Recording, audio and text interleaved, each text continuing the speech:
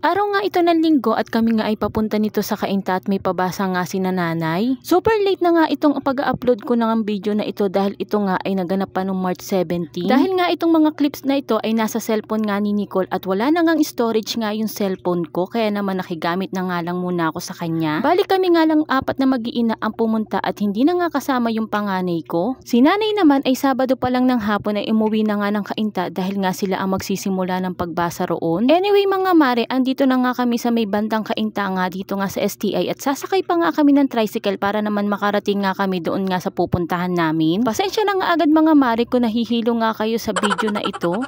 Nakarating na nga kami dito mga mare at eto nga baby na ito ay apo nga nung pinsan ko. Napakabungis-ngis talaga nitong batang ito at tinitingnan lang namin pero panay pa nga ang pa-cute sa amin. Taon-taon nga ay ginagawa nga itong pabasa namin. Bali nga ito ay nagiging reunion na rin namin magpipinsan. Kaya naman hanggat maaari ay talaga namang umaatin nga kaming lahat dito para naman kahit papano nga ay magkita-kita nga rin kami. Kaso nga yung iba nga talaga ay hindi na talaga nakakarating dahil nga malayo pa yung panggagalingan nila. Isang buwan nga bago nga magpabasa ay nagpapamiting nga yung isang pinsan ko. Dati nga ay talaga naman face to face nga ang meeting namin pero ngayon nga ay pwede na rin nga sa GC para nga dun sa mga malalayo pa at hindi nga makakarating. Syempre ang pinagmimitingan nga dun ay about nga sa budget nga dito nga sa pabasa. Wala namang amount na sinabi kung magkano ba ang ibibigay mo kung ano lang ba ang kaya mo. Ika nga kahit nga maliit na amount lang pag pinagsama-sama ay malaking bagay na rin. Ito talaga ay pabasa ng magkakapatid ni nanay kaso nga ngayon ay si nanay na lang talaga ang natitira. Pero andyan naman yung mga pinsang ko na talaga naman sumusuporta pa rin sa pabasa namin hanggang ngayon. Buti na lang talaga at may pinagkakalibangan nga dito si Sia at nakita nga niya dito yung bata na naglalagay nga ng tubig. Ewan ko ba kung bakit tuwan-tuwa siya dito. Nako, pasensya na kayo dun sa background ko at meron nga bata naglalaro ng Lego dito. Binabantay-bantayan ko nga si Sia at baka mamaya ay makisali na nga rin dun sa bata. Medyo napagod na nga yata itong batang ito sa paglalaro kaya naman nagpakarga na nga muna siya sa akin. Sa bandang gawin naman doon ay doon nga naglagay ng lamesa at doon nga nakahain yung mga pagkain. Kapag nga kami ay nagpapabasa, ito nga pagkain na nakahain ay open nga sa lahat at kahit nga sino ay pwede nga makikain. Habang ginagawan ko nga ito ng video ay naaalala ko nga yung mga ibang tiyahin at tiyuhin ko na kapatid nga ni nanay. Bigla ko nga lang talaga silang na-miss. Parang kailan nga lang ay kumpleto pa silang magkakapatid pero ngayon nga ay hindi na. Kaya nga lalo ko nga naisip na maiksi lang talaga ang buhay natin. Ito naman si Sia ay nagbuklat na nga rin itong libro ng pabasa at gusto pa nga yatang makikanta. Sige nga Sia at nang ikaw nga ay matuto.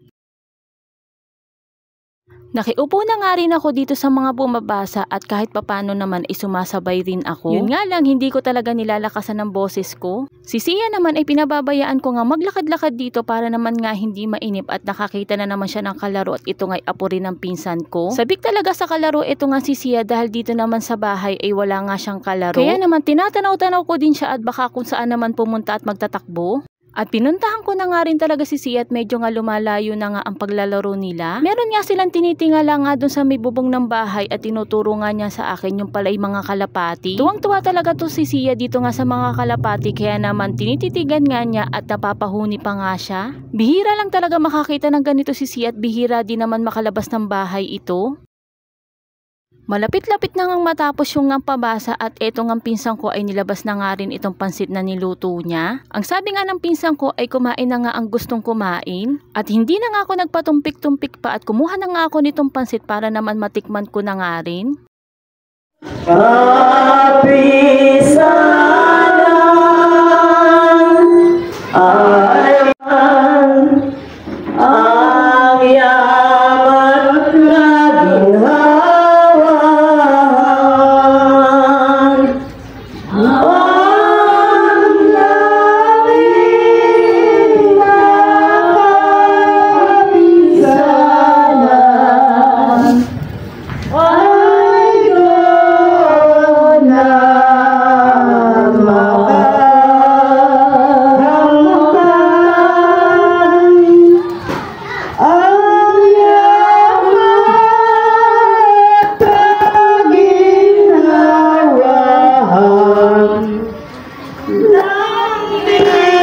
Tapos na nga itong pabasa na ito at ito nga yung pinsan ko na punong abala talaga dito. Siya nga ang nakatoka nga dito sa sound system at sa pagluluto. Napakasarap talaga magluto nitong pinsan ko na si Kuya Jose. Kanina nga dun sa kumakanta na narinig nyo ay nangingibabaw nga talaga ang boses ng nanay ko dun. Kaya naman kapag ka nga ganitong mahal na araw ay talaga naman napaka-hectic nga na schedule nitong nanay ko at kung saan-saan nga nakakarating ng pagbasa. Bilang anak niya ay proud na proud nga ako at naibabahagi nga ni nanay yung kanyang talento sa paglilingkod nga sa Panginoon. At eto nga tong pinsan ko na si Kuya Jose ay kataon naman niya na birthday nga ng March 19 kaya naman kinantahan na nga muna namin siya ng advance. Yung isang kapatid nga niya ay binilan nga siya ng cake kaya naman pagkatapos nga ng pabasa ay kinantahan nga namin siyan lahat. Eto nga si Sia ay bigla na laang sumulpot dito kasi nga inarinig nga niya na kumakanta kami ng happy birthday. Syempre pagkatapos nga ng okasyon ay hindi nga mawawala ang pictorial dito. Bale eto na nga lang ang natira sa magkakapatid. Eto nga si nanay at yung mga kasama nga niyang iba ay mga pamangkin niya na medyo may edad nga sa amin. At yung dalawa naman ay hipag niya. Sabi ko nga dun sa tatlong anak ko ay pumunta nga din sila doon at pipicturean ko nga din sila para naman may remembrance nga din sila ngayong pabasa. Saka bibidyo ko nga ay nakalimutan ko nga magpa-picture na kasama nga sila. Mula nga na nag-vlog ako ay bihira na nga yung may picture at puro nga video nga ang nasa cellphone ko. Eto namang cake ni Kuya Jose ay talaga naman natatawa kami at niro-roller pa nga niya dahil nga daw madami kami para daw magkasya nga sa amin lahat ito ngang cake. Kaya naman kahit papano nga ay nakatikim nga kami nitong handa nga niya na cake. At habang nga nagpapahinga nga kami ay natulog nga sa kandungan ko nga itong si Sia dahil nga siguro sa sobrang pagod niya sa paglalaro kanina. Maya-maya naman ay uuwi na rin kami. O siya mga mare, hanggang dito na lang muna. See you on my next vlog. Thank you for watching. Bye!